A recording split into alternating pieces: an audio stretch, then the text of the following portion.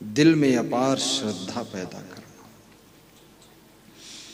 श्रद्धवा लभते ज्ञानम तत्परः संयतेन्द्रियः ज्ञानम लब्ध्वा पराम शांतिम अचिरेण अधिगच्छति। श्रद्धावान व्यक्ति को ज्ञान प्राप्त होता है। आपने एकलव्य की कथा सुनी होगी। एकलव्य द्रोणाचार्य की मूर्ति बनाकर, मिट्टी की मूर्ति बना करके उसके चरण छू करके बाण विद्या सीख रहा है। एकाग्रता के साथ में बाण चलाता है और निशाना अचूक लग जाता है।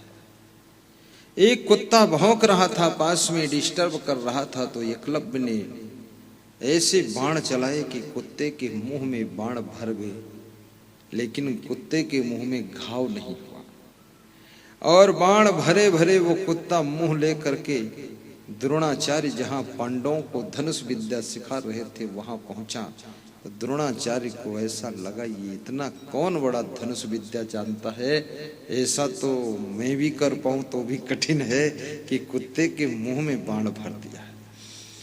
जिस तरफ से कुत्ता आया था उस तरफ द्रोणाचार्य जाते हैं और देखते हैं एक छोटा सा बालक धनुष पर बाण रख करके मार रहा है, निशाना साध रहा है। द्रोणाचार्य ने कहा, ये बालक रुक जा, तूने कुत्ते के मुंह में बाण भरे हैं क्या? बोले यस, मैंने भर दिया है। बोले तेरा नाम एकलव्य है, तो तुझे किसने सिखाई ये बाण विद्या? बोले मेरे गुरु द्रोणाचार्य है। कहाँ है? तो मिट्टी की मूर्ति बताया कि ये मूर्ति गुरु हमारा है और इसका पैर छूता हूं, श्रद्धा रखता हूं, इनसे ही सीखा हूं। याद रखना, श्रद्धा आपके अंदर है तो वह सीख सकते हो कि श्रद्धे से भी ज्यादा सीख सकते हो। श्रद्धा अंदर होना चाहिए। एकलव्य का नाम इतिहास में अमर है, बाण विद्या में कुशल था। अर्जुन की भी बहुत बड़ी श्रद्धा थी। 7 वर्ष तक अर्जुन देवलोक में जाकर के विद्याएं सीखते। 7 वर्ष सुरपुर ही सिधाए, देव अस्त्र सब सीख कर आए। 7 वर्ष तक देव अस्त्र सीखा है सब। अर्जुन ने अपने घरबार को छोड़कर 7 वर्ष बाहर रहते हैं। लास्ट में वहां नृत्य कला भी सिखाया। इंद्र जी ने कहा नृत्य कला भी सीखो, वो भी कला, नृत्य भी एक कला है। इंद्र जी ने कहा ये काम आ जाएगी कभी आपके। और नृत्य कला सिखाने वाली जो नर्तकी थी वो सिखाते सिखाते अर्जुन के रूप सौंदर्य को देखकर मोहित हो गई। अर्जुन से विवाह का प्रस्ताव रखा तो अर्जुन ने कहा यहाँ मैं सीखने आया हूँ, विवाह करने नहीं आया हूँ। आपके साथ में स्पर्श का संबंध नहीं कर सकता हूँ। तो उसने श्राप दे दिया अर्जुन को। बोले श्राप दो चाहे पाप दो, लेकिन मैं गलत काम नहीं करूंगा। याद रखना, विद्यार्थी को सोचना चाहिए अगर तुम पढ़ने के लिए कहीं गए हो, भोपाल गए हो, इंदौर गए हो, दिल्ली गए हो, तो अर्जुन से सीखो। वहां दूसरा कुछ गलती मत करना, वहां जिस उद्देश्य से गए हो वही काम में मन लगाना, तो सफलता जरूर मिलेगी। क्योंकि माँ बाप सोचते हैं कि मेरा बेटा इंदौर पढ़ रहा है, वो कोई और दौर में लगा हुआ है, तो फेल हो जाता है। माँ बाप को भी धोखा मत दीजिए। और यदि साधु बन गए हो तो अच्छे साधु बन जाना, माँ बाप का भी नाम रोशन कर देना। और किसी भी फील्ड में कहीं भी सफल होने के लिए, चाहे राजनीतिक फील्ड हो, चाहे साधु लाइन हो, चाहे विद्यार्थी जीवन हो, चाहे बिजनेस हो, लेकिन मेहनत सब जगह। जब सबसे अधिक मेहनत करोगे तो हर जगह तुम फर्स्ट पास हो जाओगे। मेहनत करना पड़ेगा। और आदमी बड़ा आराम तलब हो जाता है कि बस हो गया। परिश्रम, कम पढ़े लिखे लोग अधिक परिश्रम करते हैं तो पढ़े लिखे लोगों से भी आगे निकल जाते हैं। राजनीति में भी क्या है, इसमें भी तो बहुत परिश्रम ही है। रात दिन जनता के बीच में दौड़ना, जाना आना, मिलना, एक रात के बज जाए 2 बज जाए क्या फर्क पड़ता है। इनके उसमें जाओ, उस कार्यक्रम में जाओ, खूब डीजल फूंकते रहो, भागते रहो, दौड़ते रहो। लोग घर में मिलने आए उनको मिलो, राम राम, दादाजी क्या है काम, वालेकुम सलाम। ये सब करते रहो और कितना तकलीफ हो फिर भी हंसते रहो। राजनीति में हंस हंस कर सबसे जो मिलते हैं ना, उनका वोट भी पक्का होता चला जाता है। हंसकर मिलना ये राजनीति का बहुत बड़ा खेल है। और साथ में अथाक मेहनत करना। मेहनत तो सभी कर रहे हैं, लेकिन सबसे 1% ज्यादा जो मेहनत कर लेता है वो सफल हो जाता है। मेहनत तो सभी कर रहे हैं। परिश्रम दरिद्र को दूर भगाता है और लक्ष्मी को निकट बुलाता है। आलस जहां होता है वहां लक्ष्मी रूठ जाती है और वहां दरिद्र आकर के बैठ जाता है, डेरा डाल देता है। जिस घर की महिला आलसी होगी उस घर में कभी लक्ष्मी आ नहीं सकती, और जिस घर की महिला परिश्रमी है उस घर में दरिद्र कभी नहीं आ सकता है।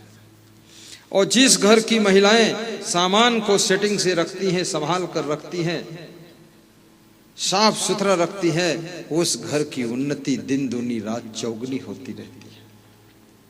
अभी जिस घर में मैं आया हूं तो उस घर के लोग बता रहे थे, आपका फोन जब आया आपके प्रबंधक जी का 8 दिन पहले, बस सारी चादरें हमने धो डाला, सब सफाई किया और रात में टाइम निकाल कर कमरे में रंग अपने हाथों से लगाया कि इसको हम पेंट करेंगे, इसमें गुरुजी रहेंगे। बोले बहुत क्लीन किया हूं गुरुदेव। और मुझे वास्तव में सच कहूं बहुत अच्छा सुख मिला वहां जहां पर भक्त अपने हाथों से भी सेवा करता है, साफ सफाई करता है। संत वहां दिल खुश करके आशीर्वाद देकर जाता है। तो वीर सिंह के परिवार के लिए आशीर्वाद है कि उनकी शुभ मनोकामना पूरी हो।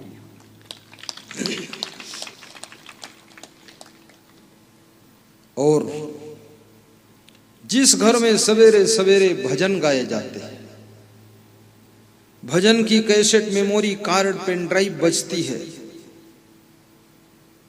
कुछ प्रवचन के शब्द गूंजते हैं, उस घर में दुख दरिद्र नहीं आता है।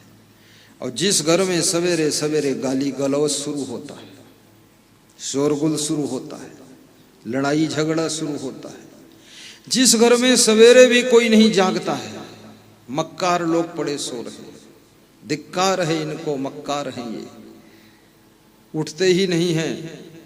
9 बज गए, 8 बज गए, उठना ही नहीं है। जगाने वाला जगाने गया तो आंखें लाल पीली दिखा दिया कि आज तो छोड़ दिया हूं, अगले दिन आ गए तो डस लूंगा। नागराज हूं, नाग नागिन दोनों सोए। ऐसे घर तबाह हो जाते हैं। जागना भी एक कला है। जागो भी और जागो, फिर कार्य करो मन लगा करके, स्पीड से कर लो। परिस्थितियों को भी पहचानो और सुबह सुबह घर में सभी लोग अपनी अपनी ड्यूटी भी बांट लो। ड्यूटी वितरण होना चाहिए, किसको झाड़ू लगाना है, किसको किचन साफ करना है। अगर एक ही लेडीज है तो ड्यूटी क्या करना बांटना, फिर ड्यूटा लगा हुआ है, सब चालू रहो तो भी। लेकिन जहां 2-3 है तो बट जा, पति पत्नी में भी ड्यूटी बट जानी चाहिए कि आप क्या करेंगे, मैं क्या करूं। चलो तुम ठीक है, पशु पक्षी देखो जा करके, अपना ट्रैक्टर संभालो, सही करो, मैं तब तक सब साफ करके नाश्ता बनाकर आपको दे देती हूँ। सबकी ड्यूटी होनी चाहिए। ड्यूटी का मतलब है अपना अपना कर्तव्य पालन करना। इंग्लिश में ड्यूटी कहते हैं, हिंदी में उसको कर्तव्य कहते हैं। ड्यूटी का मतलब कोई बंधन थोड़े होता है। लोग कहते हैं हम ड्यूटी उटी तो नहीं करते। अरे ड्यूटी नहीं करोगे तो कर्तव्यहीन हो जाओगे। सबको निज कर्तव्य का पालन करना चाहिए। तो निर्ममो निरहंकारा, चौथी चीज श्री कृष्ण कहते हैं जो निरहंकारी है, अर्थात जो निर्माण है, अर्थात जो विनम्र है, अर्थात जो सरल है, अर्थात जो अहंकार नहीं करता है, उस व्यक्ति को शांति मिलती है। बड़े से बड़े पद को प्राप्त करो लेकिन अभिमान को आने मत दो, क्योंकि जब अभिमान आ जाता है तो वो पद हमारे हाथ से चला जाता है। जब अभिमान आ जाता है तो लोग हमसे दूर होना शुरू हो जाते हैं। जब अहंकार आ जाता है तो हम अकेले रह जाते हैं। और जब नम्रता आती है तो हमारे आसपास में भीड़ और मेला लगा रहता है। क्योंकि आप देखते होंगे लोग बच्चों से प्रेम क्यों ज्यादा करते हैं? क्यों? क्योंकि बच्चे विनम्र होते हैं, सरल होते हैं। जवान हो जाने पर उसी बेटे से माँ बाप प्रेम कम क्यों करते हैं? क्योंकि वो अकड़ू हो गया, अड़ियल अड़ियल पड़ियल सड़ियल घोड़ियल। अब घोड़े जैसा क्या समझ रखा है? अड़ियल है, अड़ गया, नहीं मानूंगा। और फिर पड़ियल, पड़ा है दारू पी, पड़ियल उसको। सड़ियल बिल्कुल सड़ा टमाटर है। तो अड़ियल पड़ियल सड़ियल घोड़ियल, तो ये सब आदत हो गई तो माँ बाप भी उसको फिर प्रेम नहीं करना चाहते। अरे बोले छोड़ो, नालायक है।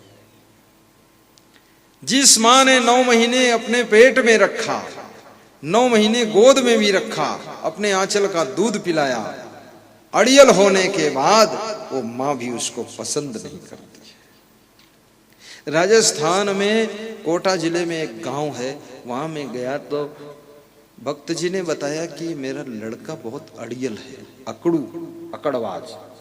तो मैंने कहा क्या करता है? बोले आज तक कभी पैर छुआ ही नहीं मेरे, ना मम्मी के छूता ना मेरे छूता है। तो मैंने कहा बुलाओ। बोले बुलाना कि ये बैठा क्या है आपके पास? तुमने कहा बेटा अपने माँ बाप के पैर छूना चाहिए, छू लो, अभी छू लो बेटा। तो छू लिया उसने, छू लिया। छूने के बाद उसको पसीना बहुत आया क्योंकि अहंकार को ठेस लग गई। और फिर उठ के बाहर गया, पसीना पोंछा द्वार पर। तो फिर मैं फिर बुलवाया, बोला अब नहीं आऊंगा। एक बार झुका दिया, अब झुक नहीं सकता। माँ बाप को भी अहंकार झुकना नहीं चाहता है।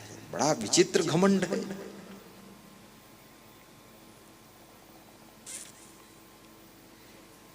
अड़ियल भी मत बनो, सड़ियल भी मत बनो, सड़ जाओगे तो बदबू आएगी। ऐसे काम मत करो जो तुम्हारी बदबू फैले संसार में। नाम हो बदनाम ना हो, ऐसा कार्य करो। और इतना नाम कमाओ कि तुम्हारे नाम से तुम्हारे माँ बाप की पहचान होनी चाहिए। तुम्हारे माँ बाप कहीं जाएं तो उनको कहना पड़े कि वीर सिंह का पिता हूं, मेरा नाम बाबूलाल है, कहना ही पड़ जाएगा। और अभी हमारे पास में बहुत से भक्त आते हैं तो अपने गांव के भक्त का नाम लेते हैं कि ब्रगेंद्र के गांव से आया हूं, इंदौर से। क्योंकि वो जानते, ब्रगेंद्र को गुरुदेव जानते हैं, केपी सिंह को जानते हैं, हमको नहीं जानते, तो उनकी याद दिला देते हैं। भक्ति कर तो इतनी कर कि भक्ति की भी हद कर दे। और यमराज के दरबार में जब तू पहुंचे तो अपने कर्मों का खाता भी रद्द कर दे, कर्मों का खाता भी रद्द कर दे। इतना नाम पैदा करो। नाम से बहुत काम होता है, नाम की जरूरत है। आज देखिए आप, पतंजलि का नाम चलता है कि नहीं? च्यवनप्राश ये च्यवन ऋषि, च्यवन का नाम चल, हर आदमी सर्दी में ढूंढता घूमता, भाई च्यवनप्राश दे दीजिए, च्यवनप्राश चाहिए। ये च्यवन ऋषि थे, ये च्यवन ऋषि थे, ये कोई ऐसे नहीं, ये च्यवन ऋषि थे। बूढ़े हो गए थे तो उन्होंने च्यवनप्राश बनाया था। सुकन्या नाम की एक लड़की थी, उसने उनकी आंखें फोड़ दी थी, अंधे हो गए थे। उस कन्या का पिता जंगल में घूमने गया, च्यवन ऋषि तप कर रहे थे, उनके ऊपर दीमक की मिट्टी ढक गई थी, अंदर से आंखें जुग जुग जुग जुग दिख रही थी। तो उस कन्या ने सोचा ये दो चीजें क्या दिख रही, तो उसमें लकड़ी घुसेड़ दिया, तो च्यवन ऋषि की आंखें फूट गईं, उसमें से खून बहकर निकला। जो खून की धार निकली तो उस कन्या के पिता ने कहा, अरे ये तो कोई ऋषि बैठा था बेटी, तूने इनकी आंख फोड़ दी। तो दीमक की मिट्टी को हटाया और ऋषि सूख गया था शरीर, क्षमा मांगा कि मेरी बेटी ने गलती किया, आपकी आंखें फोड़ दी। बचपन में विवेक नहीं होता है बच्चों के पास में, और जब तक विवेक ना जागृत हो तब तक समझ लो तुम्हारी उम्र भले ही जवान हो गई हो, बूढ़े हो गए, लेकिन तुम्हारा बचपना ही है और बचपन ही है। विवेक नहीं तो बचपन में ही है आप। तो कन्या के पिता ने कहा, तेरे को इनकी सेवा में रहना पड़ेगा, और ईश्वर अब ये बेटी मैं आपको देता हूं और इसके साथ आपका विवाह हो।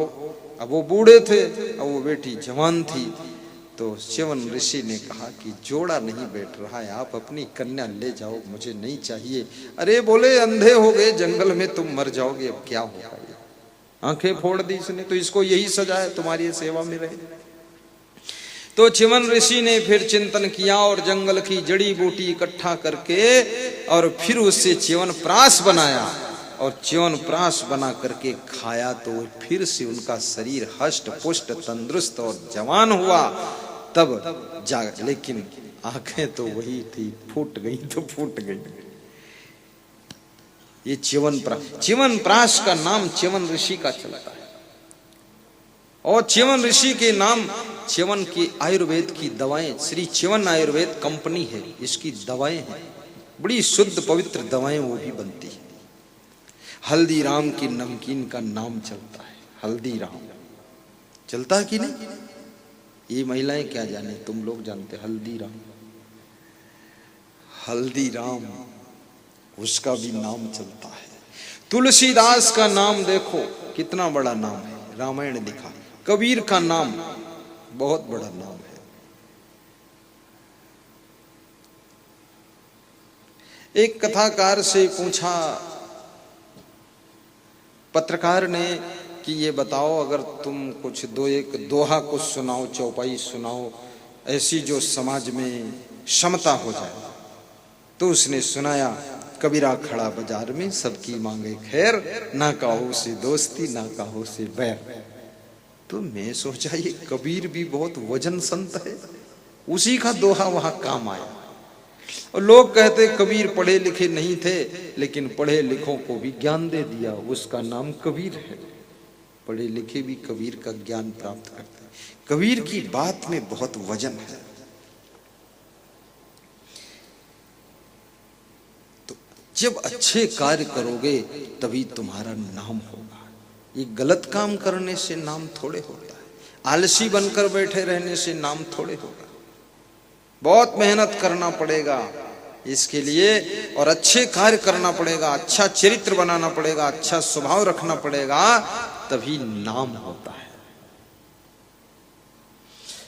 कई लोग अपने बाप के नाम से भी चुनाव जीत जाते हैं। बाप मर गया, उसके नाम से चुनाव जीत जाते हैं।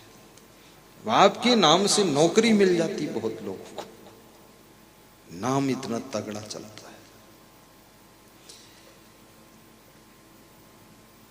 एक आदमी मोटरसाइकिल से हमारे आश्रम आ रहा था, तो पुलिस ने पकड़ा और बोला कि तुम्हारी मोटरसाइकिल का कागज दिखाओ। तो कागज दिखाया, बोले ठीक है। लाइसेंस दिखाओ, बोले ठीक है। बोले ये लाइट एक फूटी है, तुम्हारा चालान करूं। वो साइडों में दीप दीप होती जो इंडिकेटर। कहाँ जा रहे थे? तो उसने कहा हम गुरु जी के आश्रम पर जा रहे हैं। बोले कौन गुरु जी? तो मेरा नाम लिया। अरे बोले उनके तो सिक्योरिटी में मैं रह चुका हूं, जाओ तुम, सब लाइट वाइट ठीक है, जाइए। नाम से उसका काम चल गया। तो उसी दिन से उसने मेरा नाम मोटरसाइकिल पर लिख दिया, जय श्री असंग देव।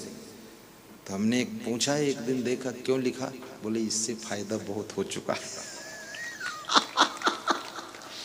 ये नाम से काम हो जाता है।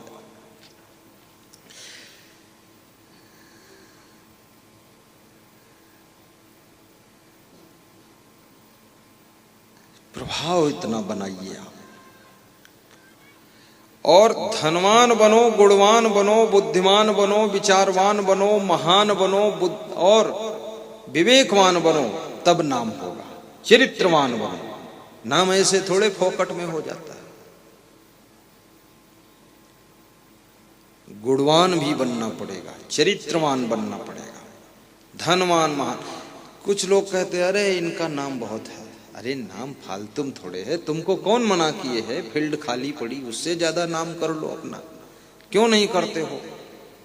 अरे बोले हम ही लफड़म नहीं फंसे। तो तुम नहीं फंसा तो भी फंसे हैं, तुमका कौन परेशानी?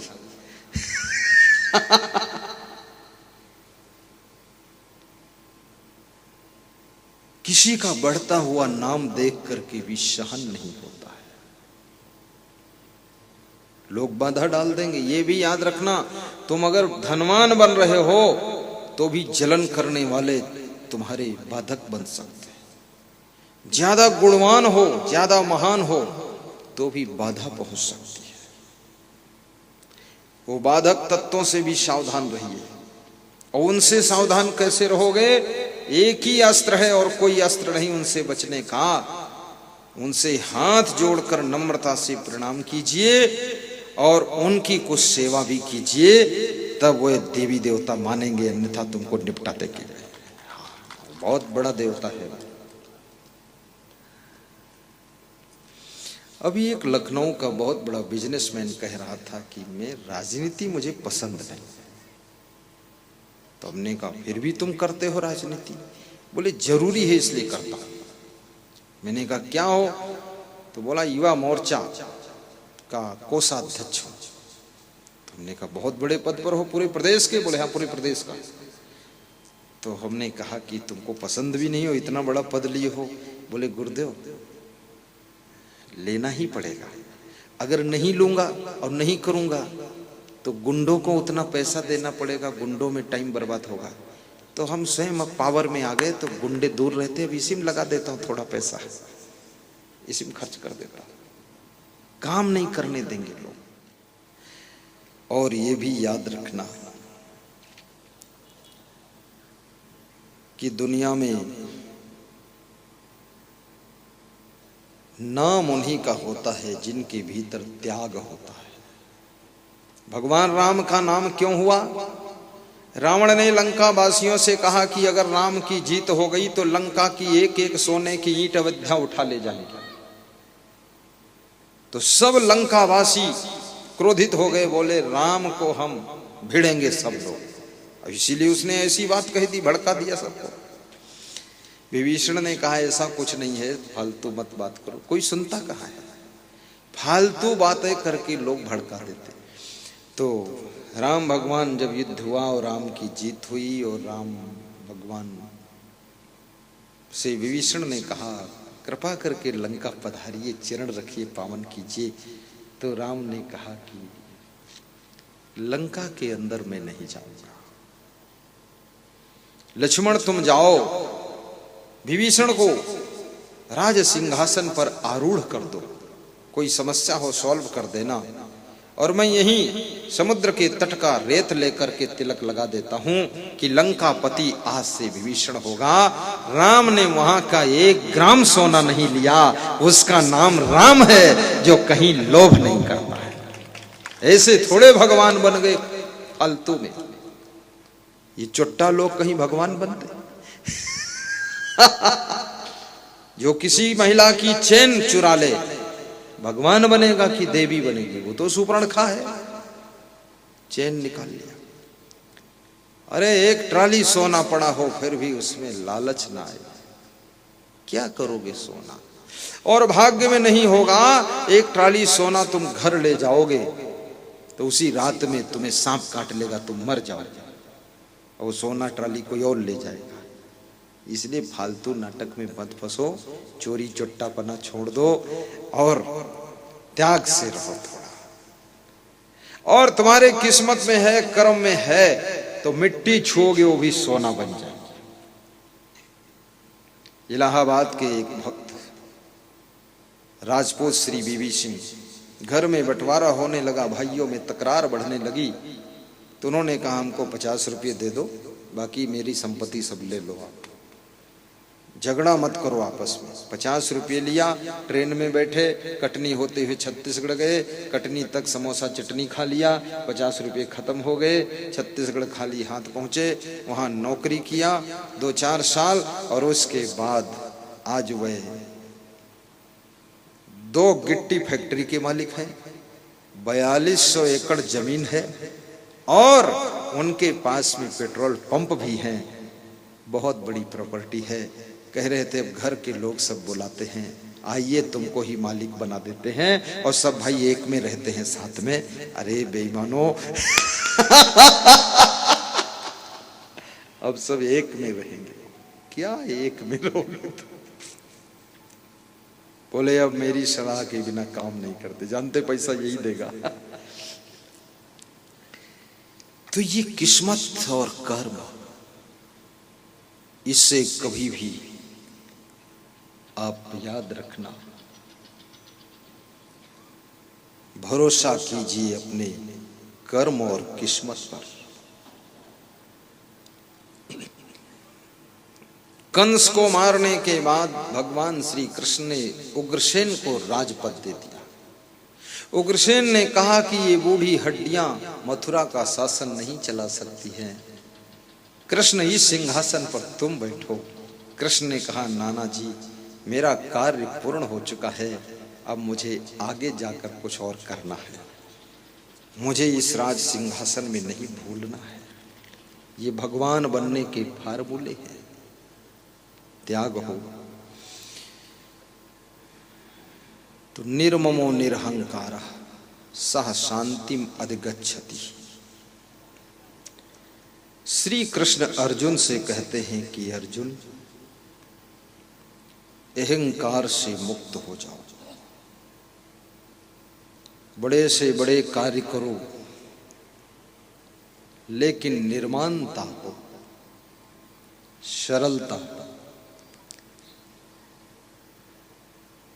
सरल स्वभाव न मन को टिलाई। भगवान श्री राम ने पूर्ववासियों को भक्ति का संदेश देते हुए कहा है, कहु भगति पथ कौन प्रयासा, योग नमक जप तप उपवासा। सब गाइए, दोहराइए। कहु भगति पथ कौन प्रयासा, योग नमक जप तप उपवासा। सरल स्वभाव न मन को ढिलाई, यथा लाभ संतोष सदाई। सरल स्वभाव न मन को टिलाई, यथा लाभ संतोष सदाई। भक्ति में क्या करना है? श्री राम कहते हैं, पूर्ववासियों,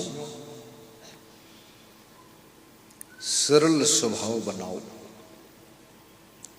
और मन का कपट छल छोड़ो। निर्मल मन जन सो मोहि पावा, मोहि कपट छल छिद्र न भाव। और जो भी प्राप्त हुआ है संतोष पूर्वक उसका आनंद भी लीजिए। इस फार्मूले को समझिए, बिन विवेक कोई ना सुखी बिना किए संतोष। सबको देखो हाल यह पढ़े या पढ़ मन कोश। बिना विवेक के कोई सुखी नहीं होता है। विवेक करो। और संतोष ये साधारण चीज नहीं। आदमी कहता है हम कैसे संतोष करें। गोधन गजधन बाज धन और रतन धन खान। जब आवे संतोष धन सब धन धूरी समान। ये संत कबीर कहते हैं। संतोषा मृत तृपता नाम तत् सुखम शांत चेत साम। नच तद्धन लुब्धा नाम इतस्य एतस्य धावताम। उपार्जिता नाम वित्ता नाम त्याग एव ही रक्षणम तदा गोदर संस्था नाम परिवाह इवाम बसाम। शांतुल्यम तपो नास्ति न संतोषात् परम सुखम। न तृष्णाया परो व्याधि नच धर्मो दया समा। यदृच्छा लाभ संतुष्टो द्वंद्वातीतो विमत्सरा समा। सिद्धाओ सिद्धोपि चक्रत्वापि न निबद्धते। संतोष की परिभाषा भी समझना ठीक से, अन्यथा संतोष का अर्थ लोग गलत भी कर लेते हैं। संतोष का अर्थ आलस्य नहीं है। संतोष का अर्थ कुछ भी ना करना नहीं है। संतोष का अर्थ काम ना करें ऐसा नहीं है। संतोष का अर्थ आराम करते रहें ये भी नहीं है। संतोष का अर्थ है मन लगा करके, प्लानिंग बनाकर, सही डिसीजन लेकर के, कठिन परिश्रम करके कार्य कीजिए। शाम को जो फल मिला है उसके फल में संतोष कीजिए। फिर हाय हाय मत कीजिए। रिजल्ट में संतुष्ट हो जाओ ताकि चिंता और टेंशन न रहे।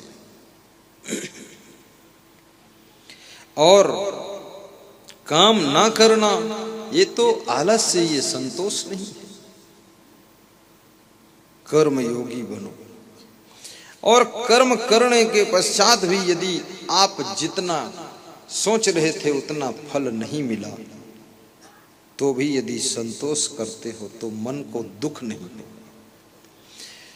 और जो मिला है उसका सुख लीजिए। जो नहीं मिला है उसको प्राप्त करने के लिए प्रयास कीजिए। और प्रयास से भी जो नहीं मिल रहा है उसको त्याग कीजिए। और जो मिल करके भी खो गया है उसको पुनः पाने के लिए परिश्रम कीजिए। और परिश्रम से फिर भी नहीं मिल रहा है तो ट्राई जिंदगी भर कीजिए, कभी न कभी वो मिल भी सकता है।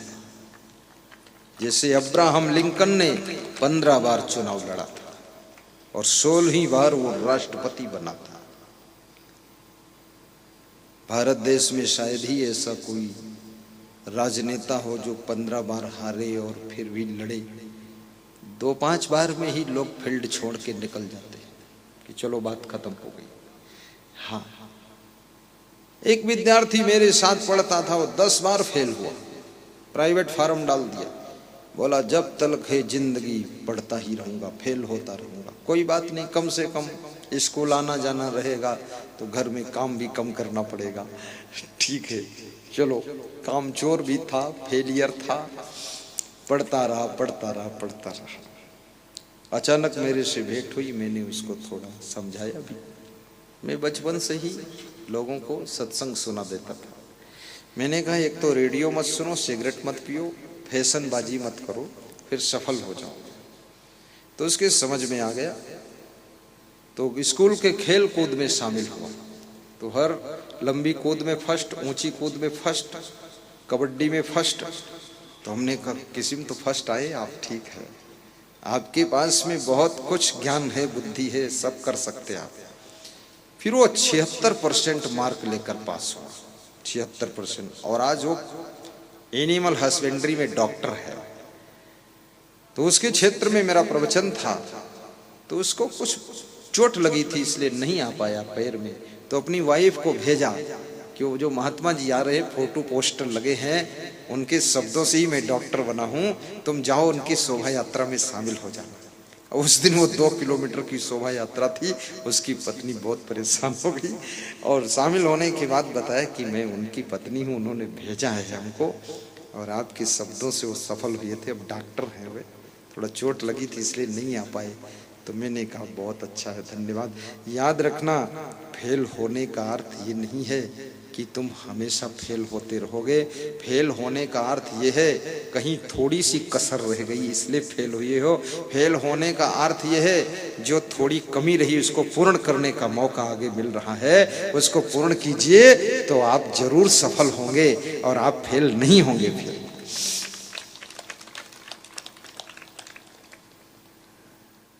श्री कृष्ण अर्जुन से कह रहे हैं कि अर्जुन,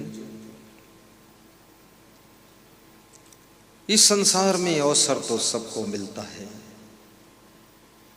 और मनुष्य के अंदर वह सब सामर्थ्य जन्म के साथ में ही पैदा होती है, सिर्फ उसको प्रयोग करने का ही करिश्मा उसे करना पड़ता है।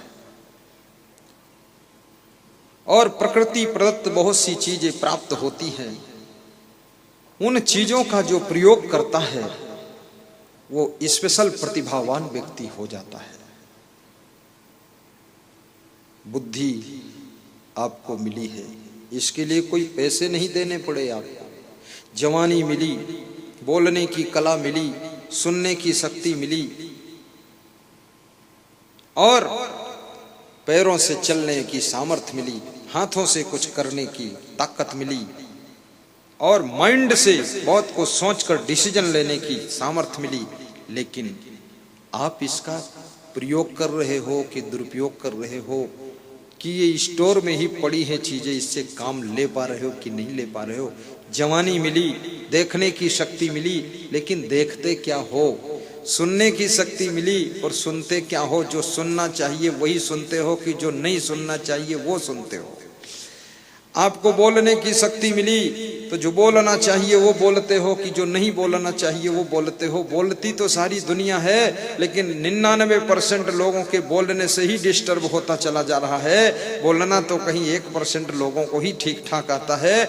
इसलिए जिनको बोलने की कला नहीं आती है उनको बहुत कम बोलना चाहिए, चुप रहने से ज्यादा फायदा होता है, क्योंकि मुख से निकले हुए शब्द फिर वापस कंट्रोल में नहीं रहते हैं और वह आगे सब गड़बड़ कर देते हैं। इसलिए बोलना बहुत बड़ी कला है।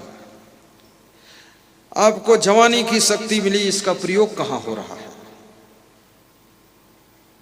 सही प्रयोग करो जवानी का, बुद्धि का सही प्रयोग करो तो आप बहुत पीछे नहीं रहेंगे, आप बहुत नीचे नहीं रहेंगे, आप खूब आगे बढ़ेंगे।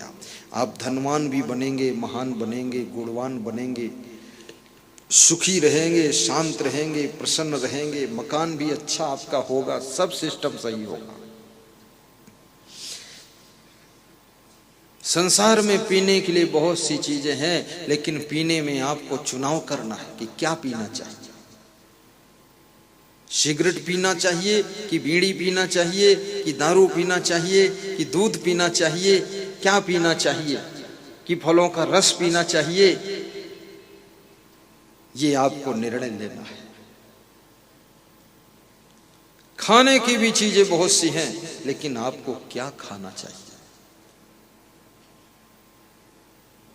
इसलिए श्री कृष्ण ने एक श्लोक और कहा है श्रीमद् भगवत गीता में कि युक्ताहार विहारस्य युक्त चेष्टस्य कर्मसु युक्त स्वप्नाव बोधस्य योगो भवद दुःखा योगारूढ़ा तदा उच्यते युक्त चेष्टस्य कर्मसु।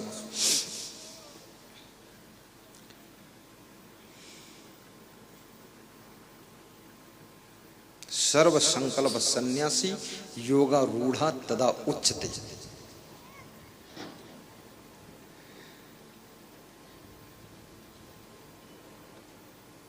जिसका आहार विहार यथा योग्य है, जिसके प्रत्येक कर्म की चेष्टाएं भी यथा योग्य है। देखिए, चेष्टा शब्द बड़ा महत्वपूर्ण रखा गया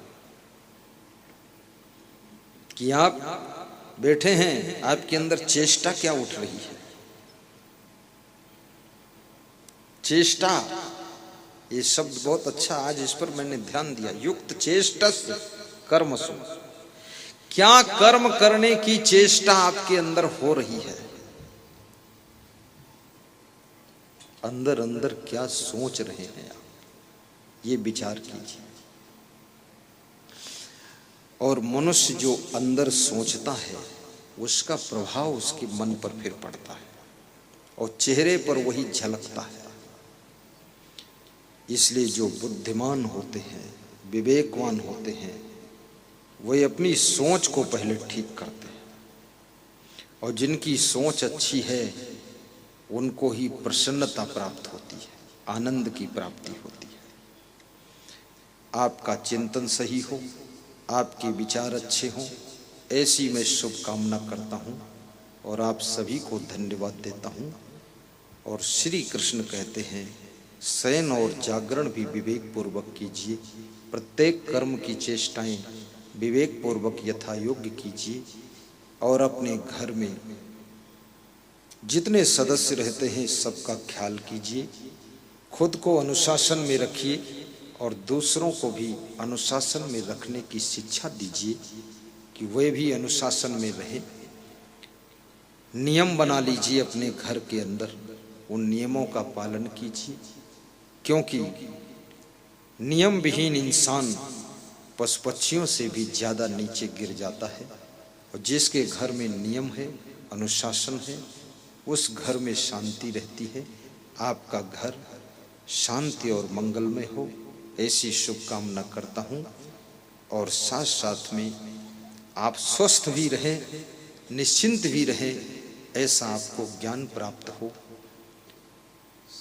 और ज्ञान को प्राप्त करने के लिए आप प्रवचन भी सुने। इसमें ऐसे कितने लोग हैं जिन्होंने टीवी में मेरा प्रवचन सुना है? दोनों हाथ ऊंचे करके बताइए। धन्य हो, धन्य हो। 9 बजे रात को आस्था भजन में ना। और ऐसे कितने लोग जो मोबाइल के यूट्यूब में भी प्रवचन सुनते हैं, मोबाइल के यूट्यूब में। Very good. इस प्रवचन का प्रचार प्रसार भी करना और मोबाइल में सब्सक्राइब करना, दूसरों को शेयर भी करना, व्हाट्सएप में भी डाल देना, सबको लाभ मिले। शरीर को स्वस्थ रखने के लिए भूख से भोजन थोड़ा कम खाना और चबा चबा कर खाना। भोजन खाते समय कोशिश करना पानी न पिए, भोजन खाने के 40 मिनट बाद पानी पिए। पानी भी पर्याप्त पीना, पानी बहुत कम मत पीना। और गहरी नींद का आनंद लेना। ज़्यादा कोमल कठोर बिस्तर का प्रयोग न करना, मीडियम बिस्तर का प्रयोग करना। आपको सुख मिले, शांति मिले, आपका स्वास्थ्य अच्छा रहे, इसके लिए बहुत भयंकर बीमारियां भी लोगों को होती हैं, जैसे पथरी है, कैंसर है, शुगर है और जॉइंट पेन आजकल की बहुत बड़ी बीमारी है। तो इन बड़ी बड़ी भयंकर बीमारियों के लिए राजस्थान के एक सज्जन यहाँ पर आयुर्वेद की दवाओं का स्टॉल लेकर आए हैं, जिसमें शुगर की पेटेंट दवा, जिनकी 600 पर शुगर थी, 1 महीना दवा लेने के बाद वो 150 पर पहुंची है। जिनकी जॉइंट पेन बहुत था, उठना बैठना मुश्किल, घुटनों की दर्द, उनको 1 महीने में 90% फायदा हुआ है। जिनके पथरी 5-5, 7-7 ग्राम की थी, वो 1 महीना दवा खाने से गल कर निकल गई है, ऑपरेशन से मुक्त हो गए। ऐसे बहुत से हमारे पास में लोग आए, बताए कि हमको फायदा हो, दवा दे दो। तो मैंने कहा मैं दवा नहीं रखता हूँ। तो बोले दिला दो। तो हमने कहा मैं दिला भी नहीं सकता हूँ, क्योंकि यहाँ वो है नहीं, दवा वाले चले गए। तो बोले तो क्या करें? तो हमने कहा मोबाइल नंबर है, संपर्क करो और मंगा लेना। जो यहाँ के एक मंत्री थे कैलाश चावला, उनको एक कोई दुकान वाला हमको तेल दे गया था दर्द का, घुटना दर्द। मुझे जरूरत नहीं थी, वो मिलने आए तो मैंने उनको दे दिया। उनको दर्द थे, उनको बहुत फायदा हुआ। फोन किया, गुरुदेव 2-4 शीशी और भिजवाइए। मैंने कहा मेरे पास तो है नहीं, उसमें देख लो नंबर उम्बर लिखा हो शीशी में, संपर्क साध लो और मंगा लो आप। तो इस तरह की फायदेमंद औषधियाँ आयुर्वेदिक आप प्राप्त कर सकते हैं। और आंवला का प्रयोग भी कर लिया करें। साथ में सलाद सुबह सुबह खा लिया करें, रोज नहीं, एक दिन छोड़कर खाया करें, ठंडी करेगी। गाजर भी कभी कभी खा लिया करें। और आपस में प्रेम से रहने का फार्मूला भी अपनाएं। कलह कलेश मन मुटाव तनाव न रखें। गौ सेवा भी करें, आपका जीवन धन्य हो। आरती सबके पास पहुंच चुकी है, आरती का पुण्य प्राप्त करें। अपने अपने स्थान पर खड़े हो जाएं, हाथ जोड़कर ताली बजाएं, आरती करें। आरती हो साहिब आरती हो, आरती हो गुरु आरती हो, आरती हो साहिब आरती हो, आरती गरीब निवाज साहिब आरती हो, आरती दीन दयाल साहिब आरती हो, ज्ञान आधार विवेक की बाती, ज्ञान आधार विवेक की बाती, सुरती ज्योति जहाँ जाग साहिब आरती हो, आरती गरीब निवाज साहिब आरती हो, आरती दीन दयाल साहिब आरती हो, आरती करो सतगुरु साहिब की, आरती करो सतगुरु साहिब की, जहाँ सब संत समाज साहिब आरती हो, आरती गरीब निवाज साहिब आरती हो, आरती दीन दयाल साहिब आरती हो, तरस परस गुरु चरण शरण भयो, तरस परस गुरु चरण शरण भयो, टूटी गयो यम की जाल साहिब आरती हो, आरती गरीब निवाज साहिब आरती हो, आरती दीन दयाल साहिब आरती हो, साहिब कबीर संतन की कृपा से, साहिब कबीर संतन की कृपा से, भयहु परख प्रकाश साहिब आरती हो, आरती गरीब निवाज साहिब आरती हो, आरती दीन दयाल साहिब आरती हो, आरती गरीब निवाज साहिब आरती हो। प्रेम से बोलिए सद्गुरु असंग देव की जय।